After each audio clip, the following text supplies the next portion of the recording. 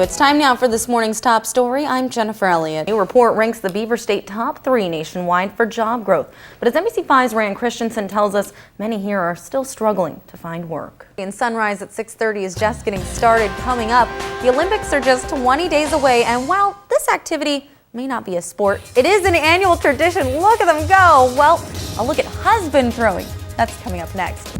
Overnight, firefighters say it went from looking like this, lush and green, to looking like this, stumps still smoldering, the charred remains of trees in piles. Police are currently searching for a suspect around 10th Street, and we have been told that actually where we're at, which is on King and 10th, a block down from the district attorney's office, that we need to move. And almost a year ago, this piece of significant art was put in. It's called Open-Minded. But perhaps more controversial, their plan to zone this parcel at the corner of Pearson Hillcrest. However, under the new ruling, they would need to go online to get a certificate proving they've watched an online educational video. Jeff's giving me some flack about the last video that we just showed, saying that I said b-ball, but it was actually a football. So I just wanted to clarify that that was a football. Thanks, Jeff. It could be boot ball, I suppose. Well, and you know, it would be hard to play anything in the fog because there we it's go. so thick. Now, this lady knows how to segue. Well, it's a little bit of a stretch, but you know, it really would be. I mean, it is. It's true. It's kind of a neat texture, and even though his coloring is a little different, in fact, it makes him quite unique. Think you're the biggest fan out there of coffee? Well, you may have some competition from a bird. Meet Kiara, an Oregon cockatoo who's crazy about coffee. She'll drink it any way you give it to her, cold, hot, with or without sugar.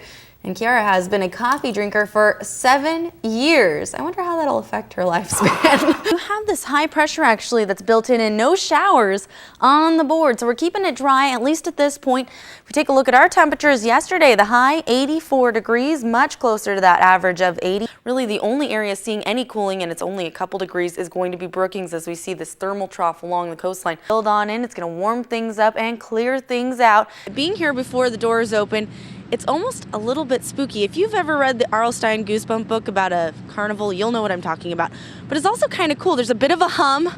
Granted, that's coming from this bad boy that's right behind me and the air pump that's keeping it blown up. So maybe it's more like the quiet before the storm that we've got going on this morning, because today is supposed to be a very big day for the Jackson County Fair, despite the heat. Well, good morning, everyone. Right now I am live outside of Hoover Elementary, and if you take a look behind me, you can see that the buses have arrived. Students are starting to show up. Also, if you take a look a little bit further off to the left, you can see several students coming on in, and we've also got little people walking past us right now. Good morning, guys. How are you? Good. Good. You guys are doing good. Cold?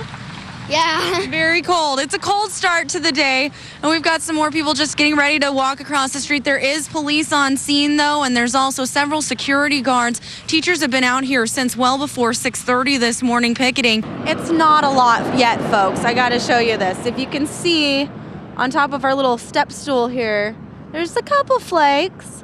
It's been coming down fairly steady. It's just really light at this point. Starting near here, near Highway 140 and East Antelope Road. There's over 42,000 Redbox kiosks in the United States, and the company claims that 68% of Americans live within a 5-minute drive of one, which may well be true considering there's 29 kiosks in the Rogue Valley alone. We're out here at the back of a neighboring lot where the property owner has allowed us to film, and as you can see behind me, Jackson County Search and Rescue is set up. Now, if you take a look, though, at the GPS coordinates, you could actually see that we're only a few yards from where a pond lies at the back of Monica's property. A third suspect is now behind bars for the armed robbery of a Medford market last Saturday night.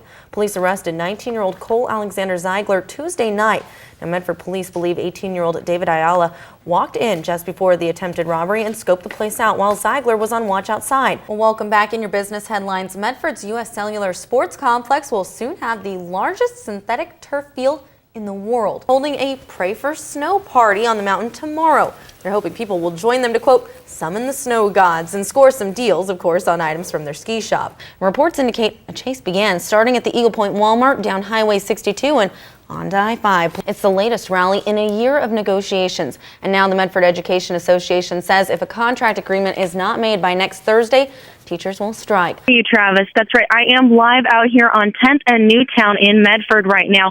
And the only reason I'm not coming to you live on camera at this point is because we were inside the perimeter of this scene, but we were asked to move after the last time we came on air. So right now I am telling you exactly what's been going on, and hopefully some of the video will give you a better picture. And if you can look past this police tape here behind me, you can see the Oregon Bomb Squad. They're setting up a tent right now inside the parking lot at the district attorney's office. This is what we found 1 week ago at 117 Main Street in Phoenix. Mold on the floor of one of the apartments, loose supports, junk stacked against the walls, shredded doors, and patched walls. Tenants who said they feared eviction spoke to us without being on camera. He hasn't done in 5 years. Slumlord to the hilt. Now, the Beth Heckert for DA campaign sign mounted to the outside of these rental units is gone, and the apartments owned by Deputy District Attorney Beth Heckert and her husband Mike Heckert are undergoing repair since our story aired. When I got hired? It was Monday. Since then, contractors have been hard at work. I want to replace all these doors and fix whatever needs to be fixed.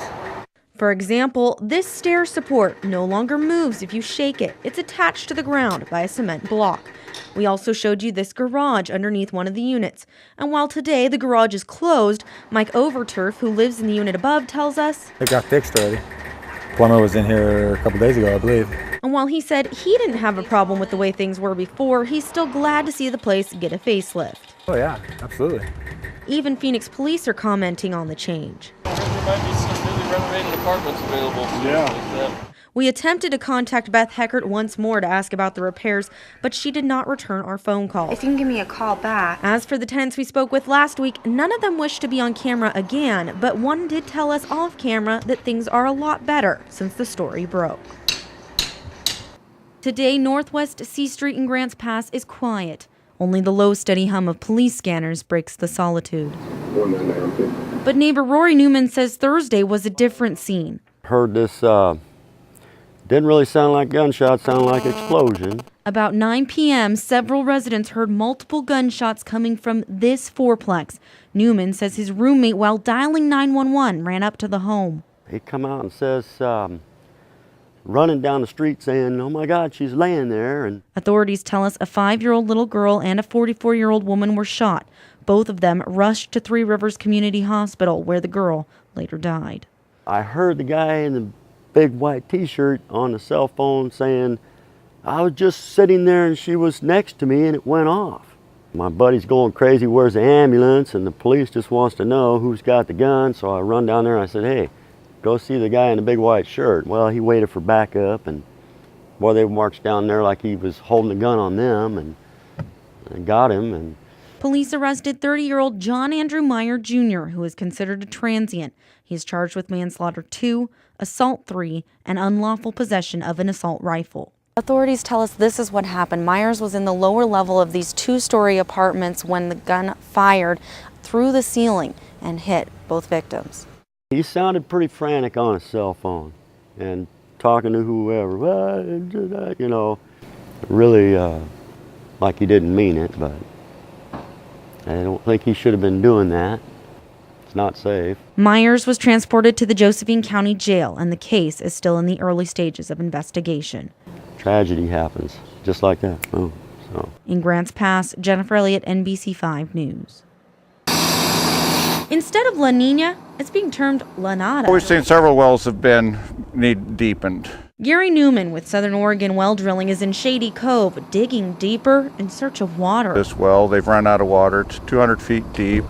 They had 30 gallons a minute approx back in the day when it was drilled. Currently, they have nothing. Come the new year, without more precipitation, Medford, along with several other cities, will see the driest calendar year since they started keeping records in 1911. This year, the National Weather Service has measured 8.97 inches of precip, but the record low was 10.5 inches from 1959. Right now, Medford's total isn't even half their average, the result of a dry summer and fall.